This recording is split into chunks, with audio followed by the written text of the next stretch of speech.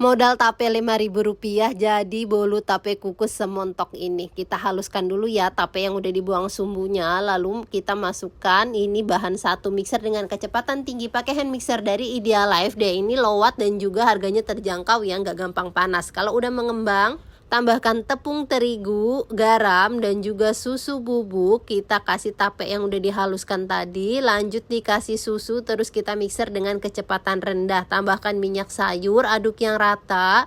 Masukkan ke dalam cetakan yang sudah diolesin minyak. Hentakan. Lalu aku panaskan kukusan. Aku pakai food steamer by Idealife tipe IL114A. Dia terdiri dari 3 susun dan low watt ya. Pemakaiannya gampang, tinggal dicolokin aja dan dia elegan banget, recommended. Kukusnya kurang lebih 50-60 menit udah matang, angkat, keluarkan dari cetakan.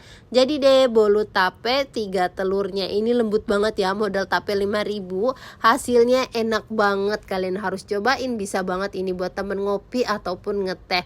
All cookware di video aku belinya di Idealife ya. Yuk cobain bikin juga.